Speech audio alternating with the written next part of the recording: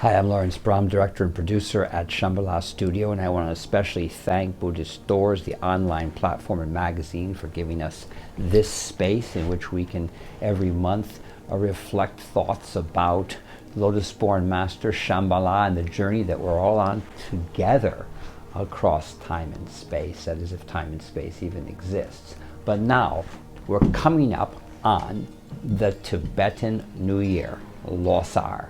And this is going to be the year of the snake. Now, what does that mean? In many cultures, people go, oh, snake is, not good, Adam and Eve, and then the snake, brought the apple, and then suddenly they lost all their innocence, and we have all kinds of other perspectives which distort the meaning, power of the snake. Actually, in the Qinghai Tibetan Plateau and across the Himalayas, we worship snakes. Snakes are actually from the Naga world. That is a subterranean parallel universe where the Nagas are serpentine beings who are connected to the elements of rain, water, earth. Actually, many times the different disasters that we have with climate, drought, flooding, all of these things are connected to the emotional vicissitudes of the Naga. Because the Naga, unlike bodhisattvas, don't have their third eye open. So they're just like us humans. They have emotions. They get angry, jealous, upset. But on the other hand, if you treat them well, if you respect them, if you respect their environment, if you worship and protect the things that they love, well, they'll protect you. Actually, the Nagas are very important protectors in the iconography of both Tibetan Buddhism, Hindu. Also, we see them in Jain and Bon, and also in shamanism. They're always there. They're ever present, and even present in other cultures. In Africa, you have the Mamiwata, who is a Naga and worshipped all across Africa. When I worked in Africa, East Africa, West Africa, South Africa, Mamiwata was always there in the villages because she also protects against disease, against drought, against flooding. She is the element of nature itself. And if we go on to South and Central America, of course we have Quetzalcoatl, the feathered serpent, who actually is a Naga. And it's very interesting because the story of the feathered serpent is he came from the east. And in Chichen Itza, you can even find pieces of jade in the pyramids. So is it possible that that was an idea coming from Asia, or are we all sharing the same understanding of the parallel universes and platitudes that exist?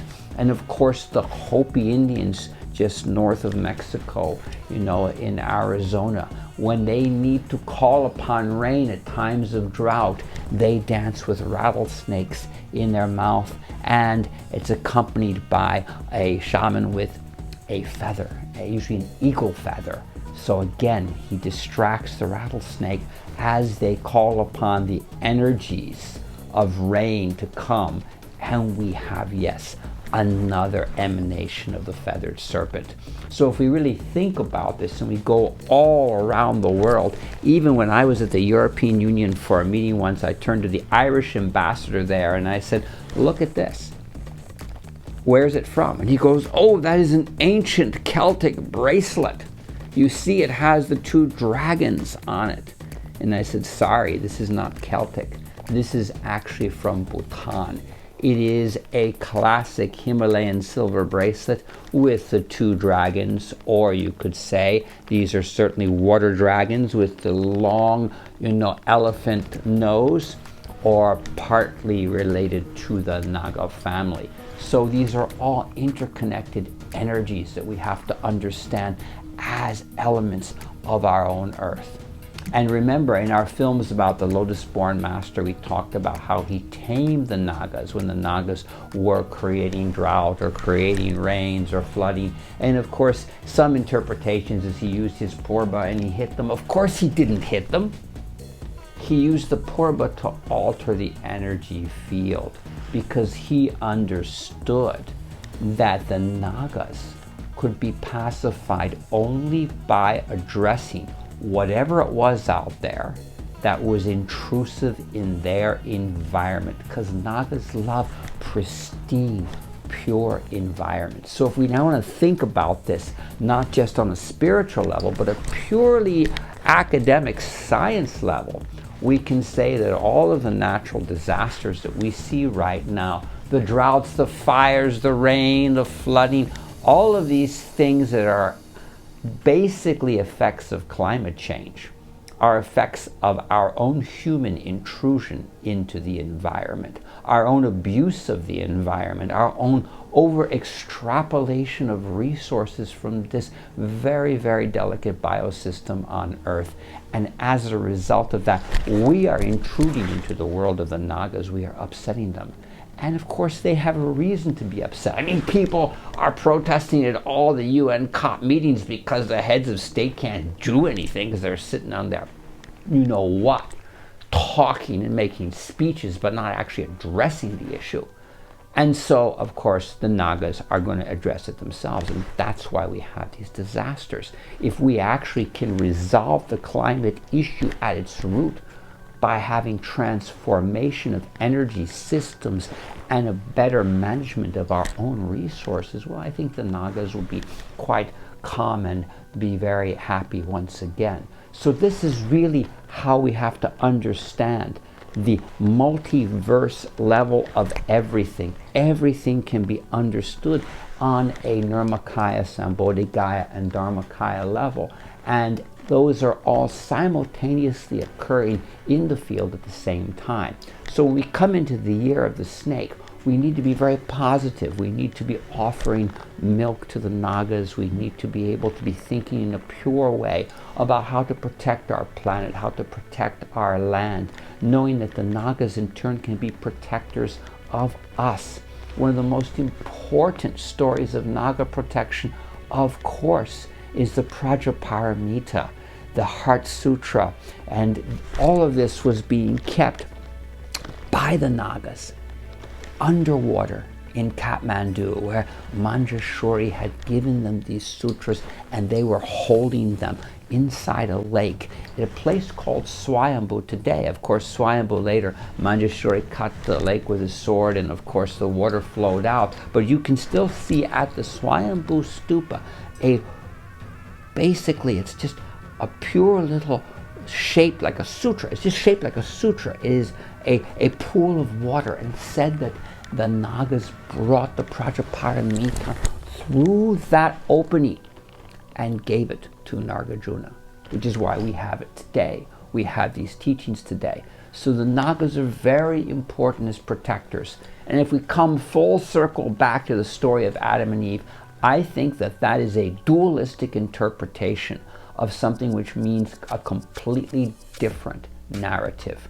Of course, the Naga has the apple. The apple is the fruit. We often talk about our achievement through meditation and through practice as achieving a fruit. It is also the jewel. The Nagas are bringing the jewels up from within the lake, and he's presenting it to Adam and Eve, who actually we need to understand in the purest form are actually the yab and yum, or the yin and yang together. Actually, there's no reason for this duality. There's no reason for suppression of sexuality. There's no reason for us to be thinking that this is some dirty thing and you have all this dualities that are created.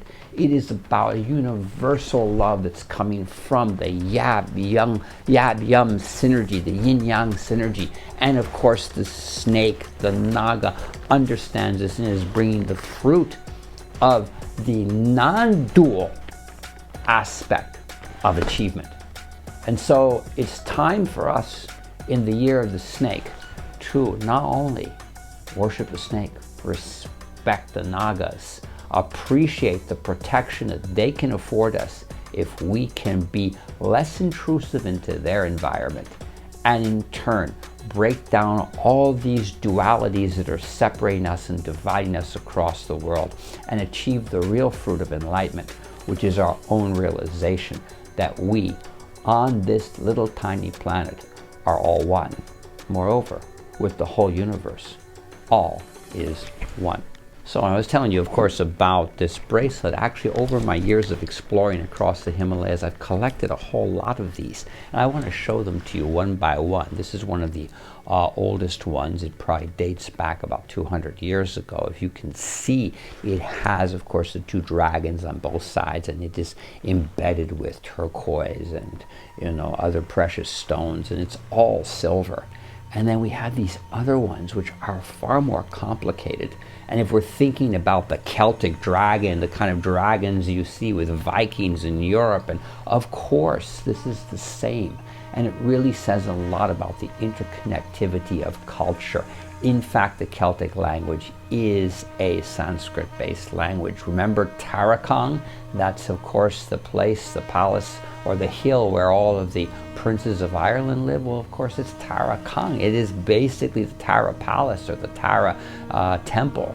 And, of course, these were all elements that were being cross-fertilized across continents, as humanity in ancient times in some ways had far more connectivity and integration than it does today. And of course, if we think about the great Genghis Khan, you know, Genghis Khan crossed with his, you know, Mongolian army across Central Asia all the way to Europe and back. And we had, of course, the Mongol Empire, the Golden Horde, a cross-fertilization of many cultures at that time. It wasn't just about war, but it was also about the absorption of a lot of culture.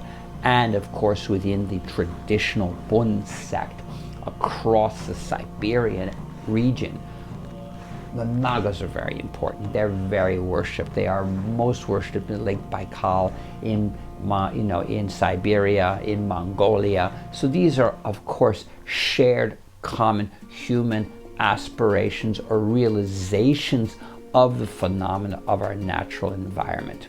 And of course, when the Guru Padmasambhava, the Lotus-Born Master, tamed the Nagas, he of course used a porba. Now the porba, the Vajrakilya porba, is actually Lotus-Born Master's own practice that he really consecrated. And this practice, if we look at the structure of the porba, what is it that's pinning down on three sides of the blade?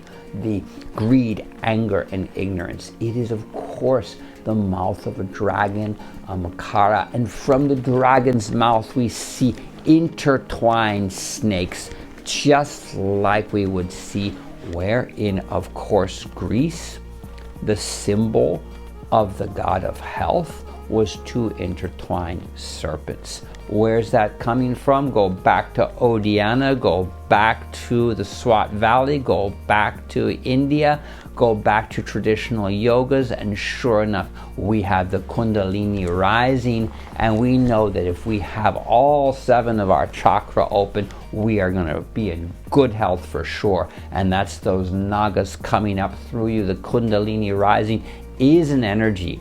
It is a serpentine-like energy, and that energy is ever present everywhere because the Nagas are actually, the serpents represent all of these energies in the field, water, earth, thunder, lightning. All of those things are connected to the serpent.